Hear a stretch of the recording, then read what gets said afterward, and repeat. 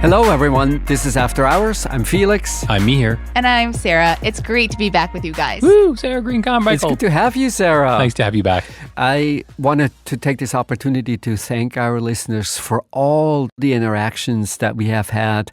It just continues to astound me, not only how many people listen, but just how incredibly thoughtful everyone is.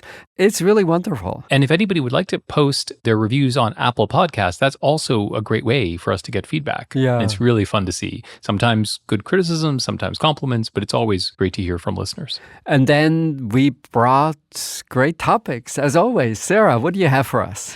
I would love to get your opinion on Noma, the big Copenhagen restaurant that's been named the best in the world. They're now closing. They said they're not financially viable at this point. I think there's a lot there to talk about, not just the food. And Felix, what did you bring?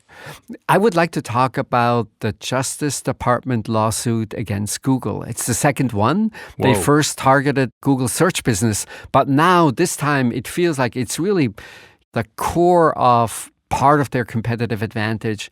It's the advertising business that is targeted this time. And I would like to get your take on it. That'll be fun. Great.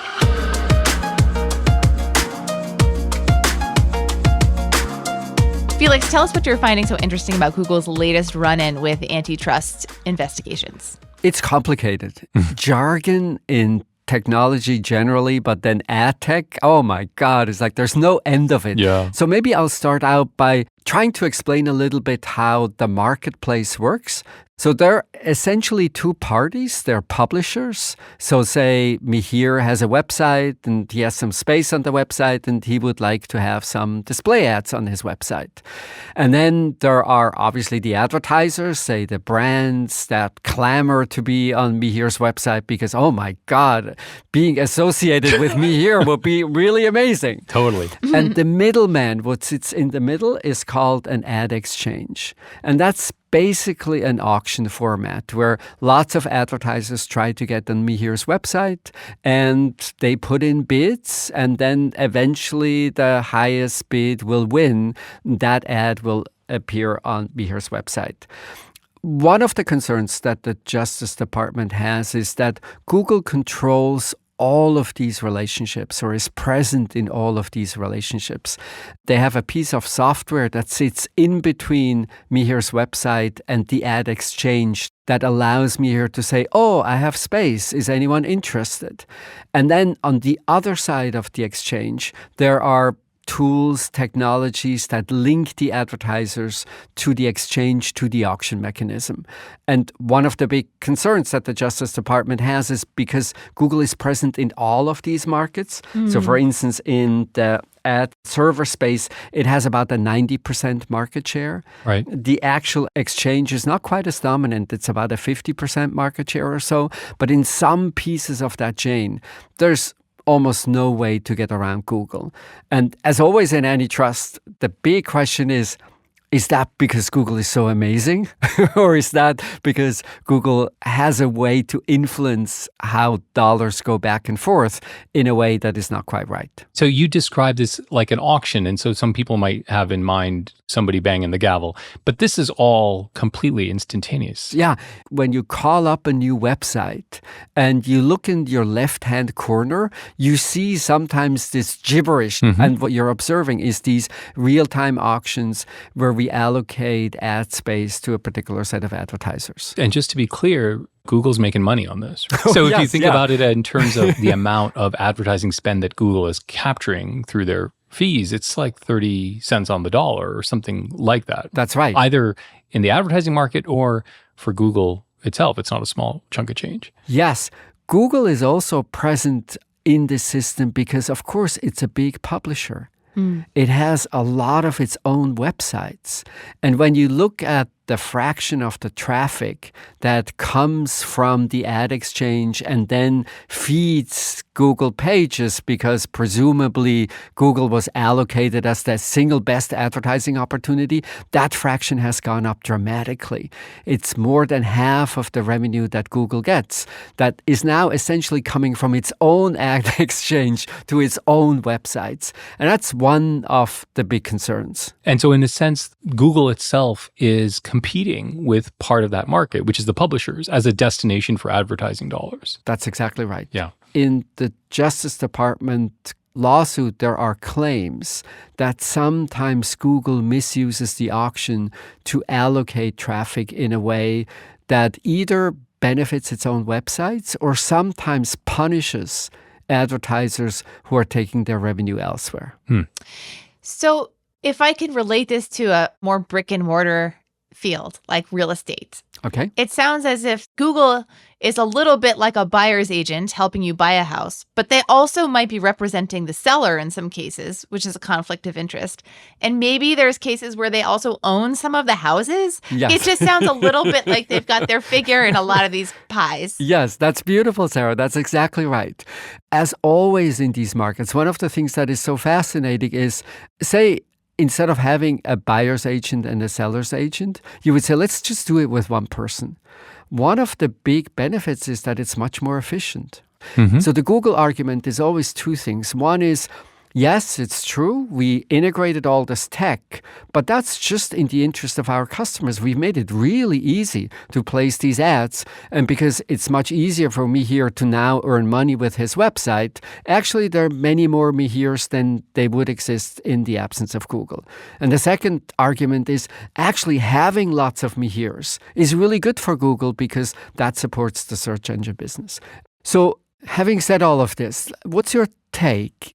Does the lawsuit strike you as having merit, as maybe pushing things? Where do you come out?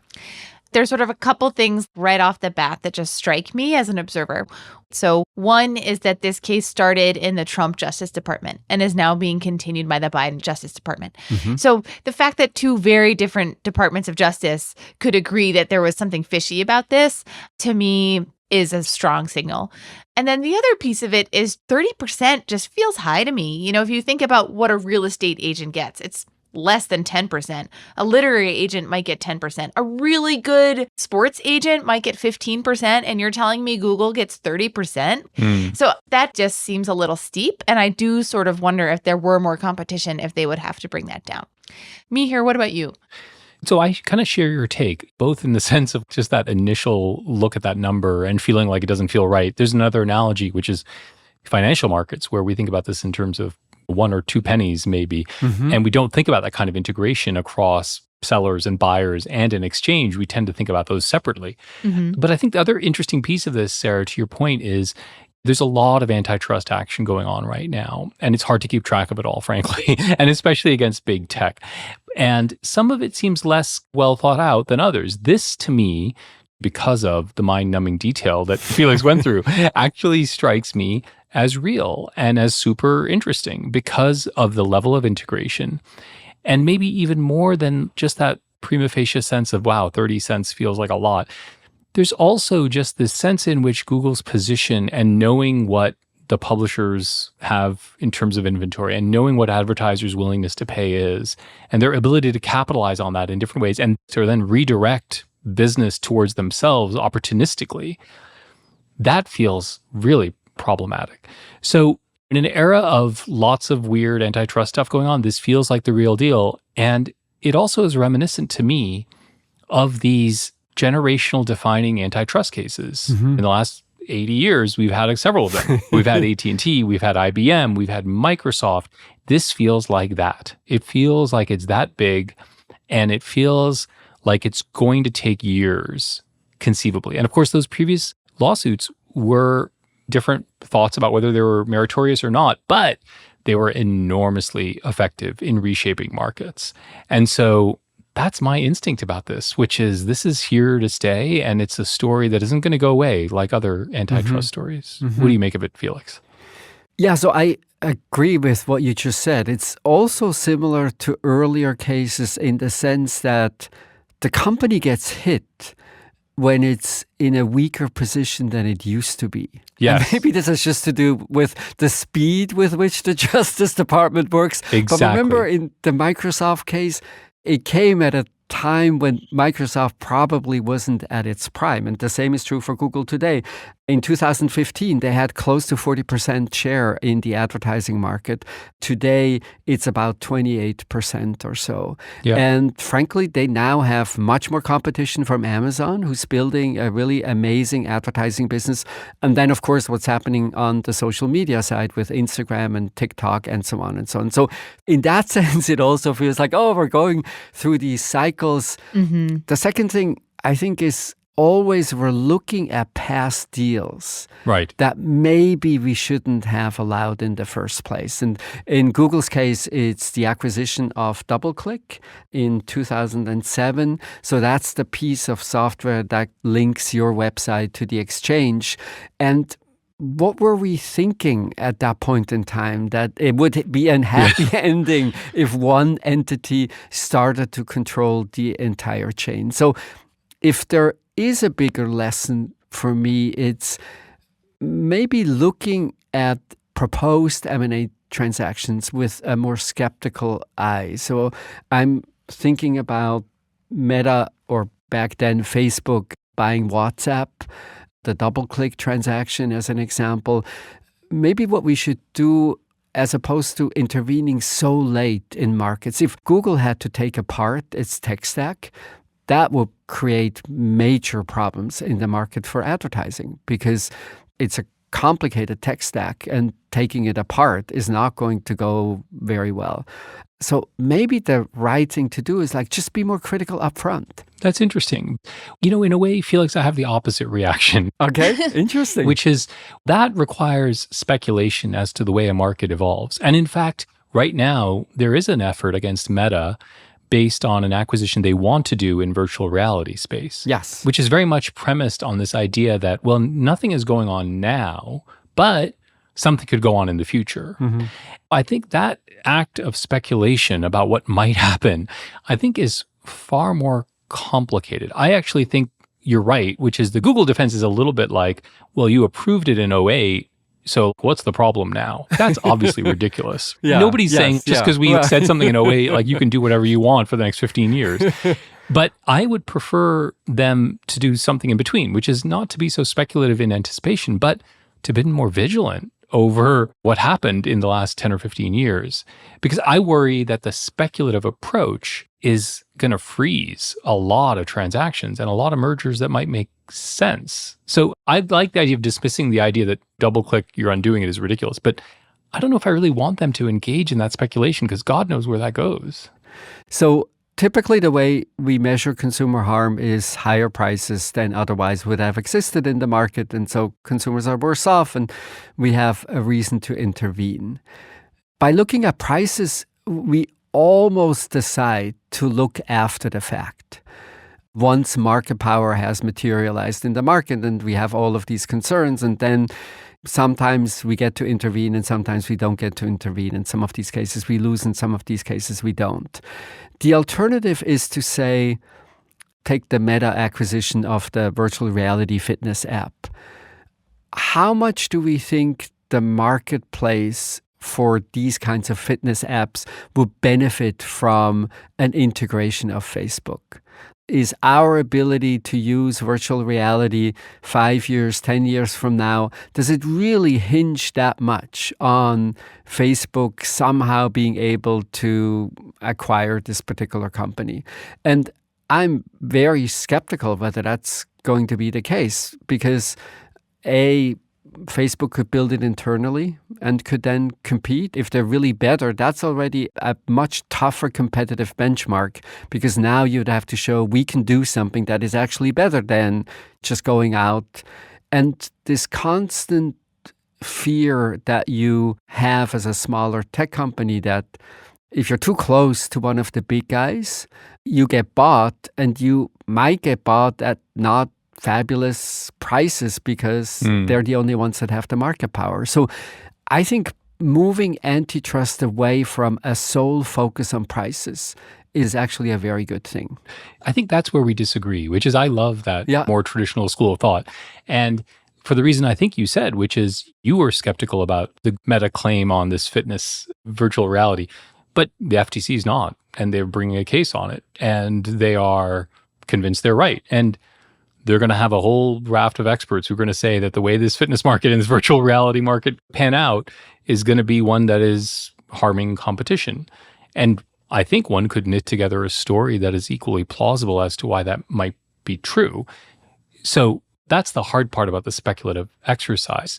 And in fact, that's why this suit feels so good, because that 30% slug is actually going to result in higher prices for consumers.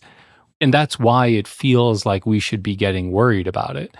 This reflects my own skepticism about this entire wave of new antitrust theories, which to my taste are very ill-formed and are relying on a logic beyond consumer welfare, but it's never quite clear what the alternative logic is. It feels a little bit more like jawboning or strong-arming than it feels like a coherent logic. It tends to be dangers of precluding innovation. But again, those are very speculative exercises. So I think that's where we disagree, which is just about what the merit is of those alternative approaches. And yes, they've been around for 10 or 15 years, and I still don't see the intellectual apparatus that I can use and apply in a fair way. Mihir, when you're talking about those alternative theories, are you thinking about what's sometimes called hipster antitrust? Yes. Where people worry about competitiveness, wages, barriers to entry, other stuff besides the end user's price? Yeah, and it's a pretty amorphous thing. I think that term is very nasty. It's like a little bit mean, but you're absolutely right, Sarah. That's what I'm talking about. And I think it's problematic for two reasons. One is it becomes a pretty blunt instrument, and it's also trying to address a lot of problems in society, which we might think of as being real problems, like how important big tech is to politics, but all through this weird lens of antitrust. So it feels like a blunt instrument to advance a broad agenda. And remember, a lot of mergers are powerful and good and help efficiency. And so that's like a hard thing to stand up for today, but it actually matters. And I think the chill in the markets on these things is something which actually ends up deterring could be really good transactions. I think one of the reasons why I completely disagree with this view, Mihir, is that if we wait until market power manifests itself in really measurable ways so that we can go to court and we can say, look, our calculations show. Remember all the local newspapers that went out of business in the meantime? If they had gotten 80% of that ad revenue, 90% of that ad revenue, because we would have had a little more competition. So it's not as though the waiting for antitrust action to be more plausible is costless. In fact, it's a little bit like saying, oh, we know the child is not a great swimmer, but let's just fill the pool and let's see how long it will take until it gets really, really dangerous. And then sometimes we wait a little too long and actually someone drowns. And I think in the media landscape in particular, this dramatic collapse of the physical market for print advertising, I think it's completely changed the media landscape. And in part, it has a little to do with we were really slow. Or say, in the case when they prevented the acquisition of Simon & Schuster, the publisher, arguing that authors would be paid less. Yeah, maybe we don't know exactly, but it's super plausible to me that if you have very few publishing houses less, one of the things that these publishing houses are going to do is they're going to be in a better negotiating position with authors. Yeah. And so erring on the side of protecting competition wherever we can is something that I love about hipster antitrust, to use the not so nice term. Yeah. It's tricky though, because it all rests on what is plausible to you and what is plausible to me. And I don't know what's plausible to you and what's plausible to me. It may be different. Yeah. The decline of local media, I think, has a lot of different causes, one of which may be this, but it has a lot of different causes, including just the decline of print and all kinds of things that have happened in that landscape. It just feels like we're opening up a Pandora's box of alternative narratives about what can happen when companies decide to combine. And by the way, let's not forget that some of these companies, as you point out, Felix, Google is getting pushed back by Amazon and by Meta and by TikTok. Don't forget how much we worried about Meta 4 years ago and how now they are struggling in their basic social media business. So there are competitive dynamics that are very much at play, that are fueling and causing lots of rivalry. And so I share your point, which is I think we do want to protect innovation. It just feels to me like I wish I could get my hands around what is plausible and how to determine whether what is plausible to you is also what's plausible to me. And it's just so speculative. And law is hard to rest on such speculative ideas. We tend to think about specific harms. I'm not sure which one of you I agree with more. I think you both are making good points. I also having this little side thought of like, God, I wish Google search were better. In the beginning, it was so good and so much better than like Ask Jeeves or like whatever I was using back in those days. I totally forgot about that. I remember there was one called like dogpile.com. It was never going to work. But then Google came along and it was better. And so that's like why we used it. Yep. And now I spend so much time bashing key terms into Google being like, I know I read this thing. Why can't I find the thing that I know exists? And it's so frustrating. And I go through my Gmail and I'm searching for like birthday gift card receipt, enter, and it like doesn't come up. And I'm like, I know someone sent me a gift card for my birthday and why can't I find it? And so I wonder if Google had put some energy into making those core functions better, would we still be having this conversation? Or did they put too much energy into kind of this defensive moat or like extracting value when they really needed to keep innovating the core product? And I think the same is true of a company like Facebook or any company that sort of devotes energy to a defensive moat. This is a great point, Sarah, and I think it speaks to, we're now comparing our current experience with Google search with experiences that we had a couple of years back. And of course, ultimately, this is also what happens in antitrust. So in the current antitrust suit against Google, which looks like a very strong one, ultimately what we're doing is still a counterfactual exercise. We still try to say something about, how much lower would these fees have been if in fact we had more competition or if Google was less integrated. Absolutely. So to your earlier point, Mihir, it's not as though we ever really know. It's not that if we try to prevent harm, we have to guess what might happen. Well, if we don't prevent harm, we also have to guess. We just have to guess what might have happened if we hadn't prevented harm in the first place. Sure. So it's speculative either way because you only get to experience one course of history. That's right. But we tend not to like systems where I predict your behavior based on some characteristics and then punish you because of what I think you might do. That's kind of important in systems of justice. And so we tend to rely on harms because then I know you committed a harm, and that's important. I think, Sarah, your point is deep, though, which is maybe the ultimate comeuppance is that the complacency that monopolistic behavior breeds ends up providing precisely the comeuppance we need, which is exactly maybe what's happening in search today with Google, to your point. And who's going to provide that? Maybe it's going to be Microsoft. ChatGPT. With ChatGPT. Yeah. But this, to me, is like a little bit of the self-correcting nature of some of these dynamics.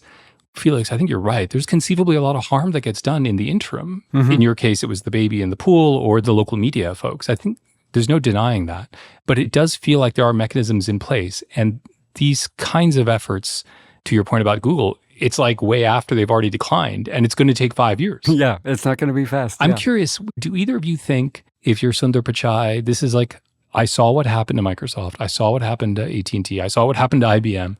Do either of you think they should preemptively split and just say, I'm not going to spend 5 years, doing this? They sort of went mid-distance. When pressure first mounted, they volunteered to separate out these companies, still under Alphabet. Yeah. They will be Alphabet companies, but they wouldn't be integrated with Google, which, if that came along with a particular set of reporting structures and incentives, I think would be better than what we have today.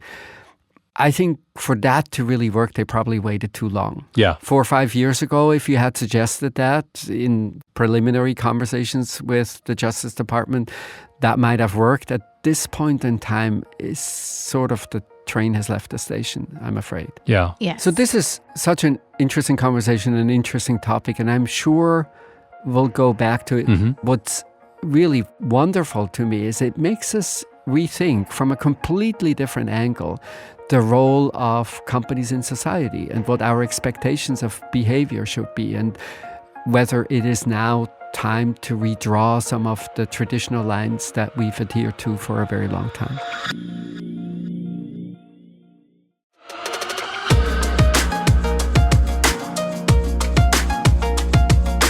Okay, so what are you going to serve up for us, Sarah, with Noma? Tell us. It will hopefully be as interesting as their fruit beetle, which is apparently something like just like a beetle, but it's made of fruit leather.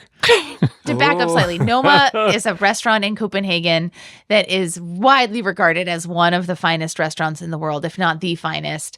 It's $500 a person for a multi-course tasting menu that consists of weird things like a beetle that's made out of fruit leather, or in one case, they served a shrimp that was still seemingly alive, covered with ants. Mm-hmm. They apparently do a lot with ants because they have a sort of citrusy flavor. So this is like dining that is way out on the edge.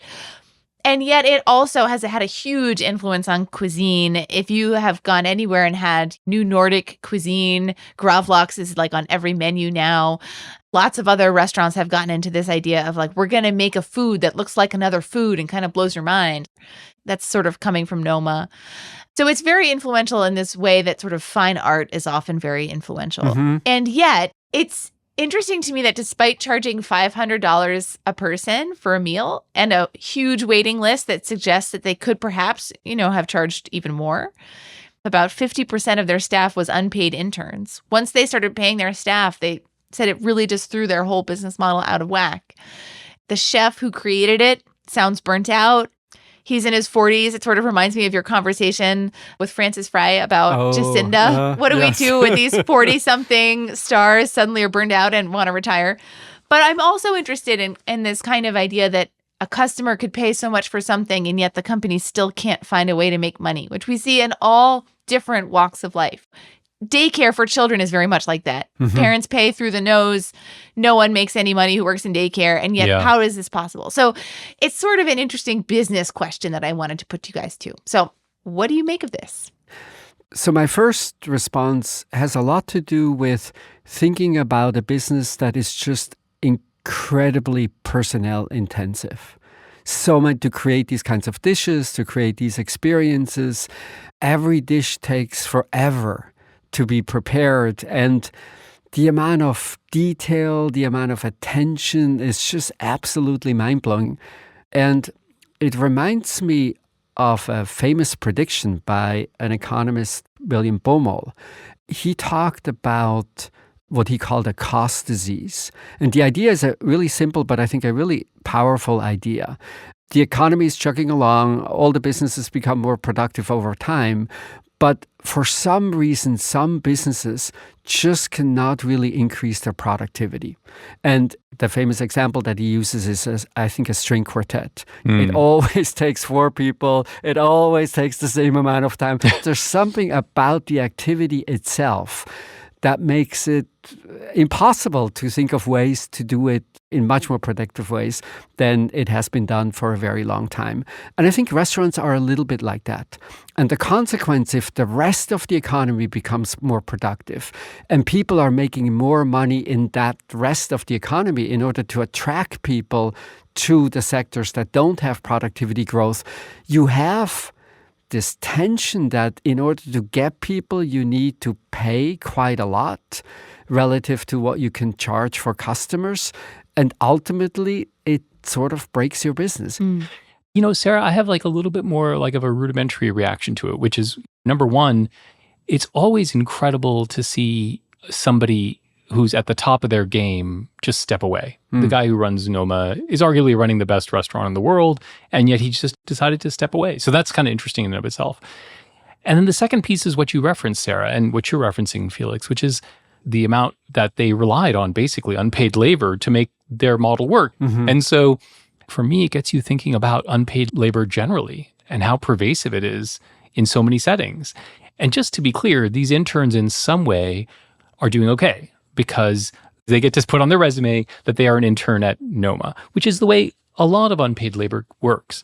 But it's quite pervasive in the economy. If you think about postdocs or grad students or why people in publishing don't get paid as much, there's a lot of settings where wages are not fully incorporated some sense of what you get done, either because there's prestige associated with it or you can monetize it later. And so I confess I found myself quite mixed about the whole story. One, just to think about this either as just a manifestation of the incredible pressure he must be under, Or think of it as a manifestation of the decadence of the $500 meal at this point in kind of late stage capitalism. Or just thinking about it as, where else do we see unpaid labor? Because I think it's actually much more pervasive than we think. It's so pervasive. I had not realized how pervasive unpaid labor was in the restaurant business. Now it's very expected for a number of publications that even if you write for them, you may not get paid for that because the idea that you somehow have exposure and that you can somehow monetize that. Well, then Are you hoping to get a speaking gig? Because then a lot of people who get speaking gigs, those aren't paid now either. There's a whole realm in which you're sort of expected to work for prestige, and it's not entirely clear to me how one is actually supposed to get paid if we're asking people to do this work and then not pay them. I am very much reminded of apprenticeship systems that work a little bit like this. Yeah. And I think I'm very comfortable with the idea that the exchange between a company and the people who work at the company is not just the money. You're exchanging many things. And in particular, in the apprenticeship context, what you're really exchanging is you get great training. And guess what? The training is not free. You're paying for the training because it enables you to do things later on. That, to me, is the real fault line. If it's reasonable to think about the non-paid or underpaid labor as this is a real investment that makes you better off at some point in time, I don't think I actually have a big problem with that. What I find much more problematic is companies often have a much better sense of whether this is actually a stepping stone to something better. Right. My favorite example is logo design. Used to be that companies had to pay for logos. Now, I don't know any responsible business that will pay for a logo because guess what? There are these auctions out there where talented young designers, they scramble to design a logo for a company that is well known. And when you look at these auctions, a large fraction of the bids fall below the cost of creating these logos. So it's actually the designers paying for the privilege, if you will, to supply that particular logo. Now, why do I find that's problematic? In many or most of these cases, that is actually not going to lead to a career. Right. Yes, of course, you might have a few conversations and you hope that maybe this leads to more work from that same company. Turns out that's not really the case. It's exploiting the fact that people are crazy about design. They really love doing it. They would do it for free. But it's not responsible not to pay for these things. But the moment I can think of it, I'm teaching you how to be a cook, or I'm teaching you something that then sets you up to have a real career. Thinking of exchanges between businesses and people as being really rich, and including many, many things, many types of services, I think that's totally okay. I'm thinking about this through my own lens as an editor who has worked with writers who are unpaid and also with writers who are paid. Yeah. And I will tell you, I never want to go back to working with writers who are unpaid because I don't like that power differential of I, the editor, am making money, you, the writer, are making no money. But then I also feel like I have to make this piece work no matter what because I've asked you to do all this work and I haven't paid you. So basically your compensation is that we'll publish this. That sort of obligation to really teach someone or to really make sure this person succeeds, I actually don't like that. I would rather in some cases pay a kill fee. You know what? You worked really hard on this. It's not working. I'm going to pay you some money to acknowledge the effort you've put in. And we're going to move on. I think that paying people for their work just feels right. To me, that unpaid labor creates a really messed up dynamic that I have experienced and I don't like. I think I'm a good counterexample for that. I worked for a local newspaper when I was in college. I worked nights and weekends, and I was drastically underpaid. But I learned so much. I improved so much. Like my writing improved. I understood what the newspaper was about. I think it was a great experience for me. I would do that in a heartbeat. I think I wouldn't want to miss that experience. And I think it was someone not that talented like me with no prior history. Would they have ever brought me in at a regular salary? Probably not, because my productivity was terrible. But this is the hard part. The term unpaid labor, I think, kind of ignores these non-pecuniary benefits that are accruing to different people in this exchange, which is learning in particular. And so I share your desire to have people be able to do whatever they want and contract on whatever they want. And if I want to contract for learning instead of wages, that's fine. And that could actually be good. I think the problem is, first off, distinguishing between exploitation and learning is hard in reality, right? Yeah, so everyone's going to dress it up as difficult. learning when in reality it's exploitation. So some kind of minimum standard would seem to be required. I think the real issue is a little bit distributional, which is not everybody can access learning in this way. I think the way this actually works in the workplace is literally families with more resources underwrite their children to undertake experiences that allow them a lot of non-pecuniary benefits well into their 20s and sets themselves up for different kind of careers. That can be formal education, it can be medical school, it could be postdocs, it can be internships. Now, maybe that's just the way the world works, which is the resources of a family are being deployed to help the next generation. But when it gets formalized into labor markets, it does feel a little bit tricky. I too want people to be learning on the job, and I think it's super valuable. Something at its core feels unfair. I agree with you. I think I worry about that part of it.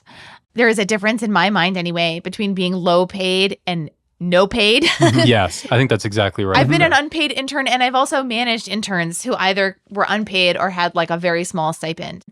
When I was managing the interns, the rules that HR had laid out was you need to make sure they have a really good experience and they learn a lot because we're not paying them and they get school credit. So you have to actually make sure that they learn. Right. But that meant that I couldn't delegate to them the tasks that actually would have been really helpful for me to delegate. So much of my energy went into creating this experience that it just was like, in the end, not worth it really for me. The other part of this story, I'm curious if it resonated with either of you, was a little bit of this class warfare or schadenfreude about a restaurant that serves $500 meals closing. It's just fine with me because what a ridiculous symptom of how crazy the world is. Did that resonate with either of you? It resonated with me, but in a strange sense. I was thinking about all of these people who fly in business class to Denmark, spending thousands and thousands of dollars. Yeah. And then the ultimate destination that creates this entire value gets $500 a person. Right. So I have never been to Noma. I have no idea what the experience is like. But if this is the once in a lifetime experience that only a few people can have that in their lifetime, why is it not priced like going into space? Right. Because we know that's very limited and sure enough, it's super, super expensive. I think it was right for us and important for us to focus on the cost side. Yeah. But the other thing that I actually don't quite understand is the top line of these businesses. If it's that special, if you attract an elite group of people who really care about that kind of dining, $500 is just ridiculous. They're probably staying at a hotel that has nothing but a bed and that costs twice as much. The way I thought about it was like with haute couture. Yes. These fashion houses, my understanding is they don't make money on haute couture. They just create enough downstream businesses and other businesses where they monetize that's the interesting. haute couture in other ways. So either you're not pricing the meals correctly, maybe there are price points that just become prohibitive, or it becomes, I don't know why, but why haven't they gotten that luxury house view of the world? And I think some chefs have figured out how to have a high-end restaurant and then have enough cookbooks and have enough downstream restaurants and pop-ups that the system kind of works. But I share your sense that something's kind of wrong with the fact that the hotel costs as much as the meal and there's not nearly as much value there. Yeah. Well, obviously Noma should charge more and Google should charge less, and then we wouldn't be talking about these two topics.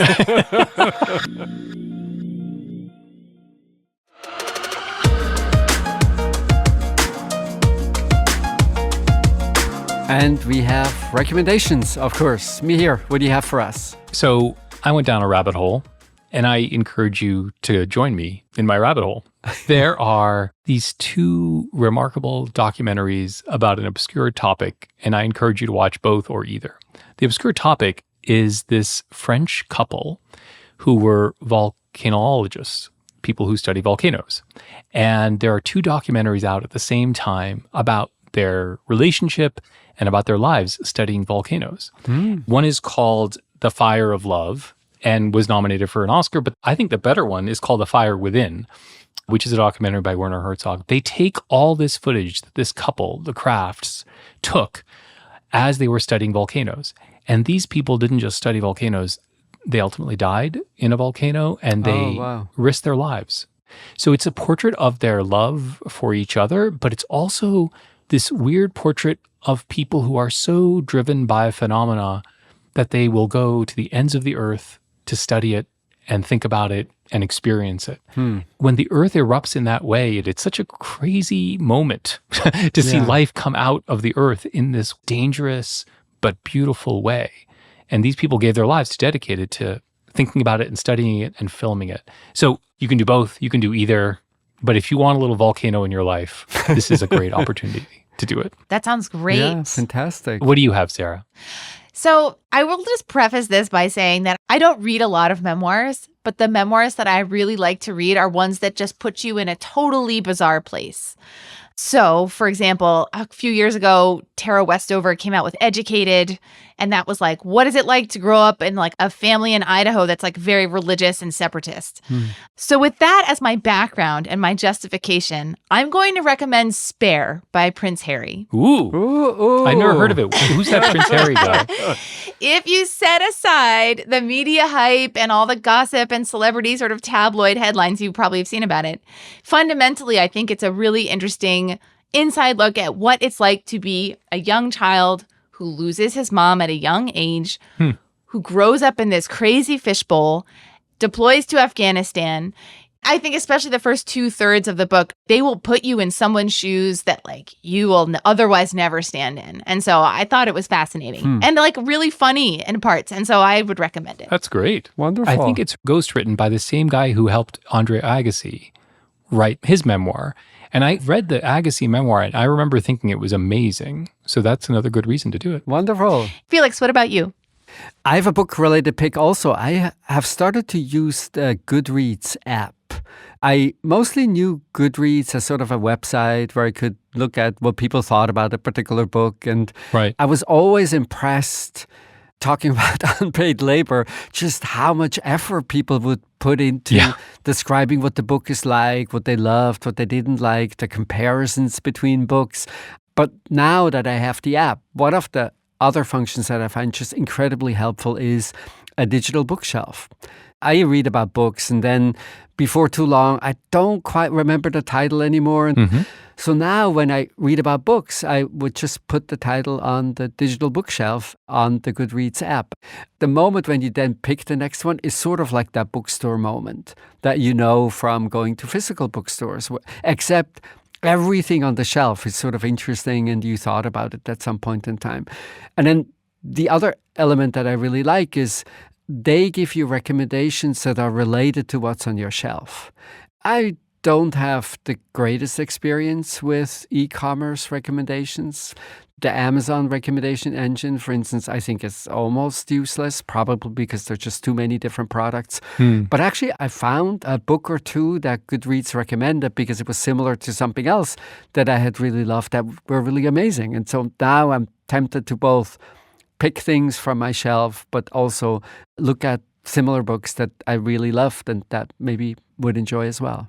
I love that idea. You can just put things in your shopping cart in Amazon, but that's not that fulfilling and it doesn't feed you in the same way as what you're describing. Yeah. And if it can replicate that experience of being in a bookstore, that sounds wonderful. Yeah, I found it really nice. Excellent. Yes. And this was it for today. Thank you for listening.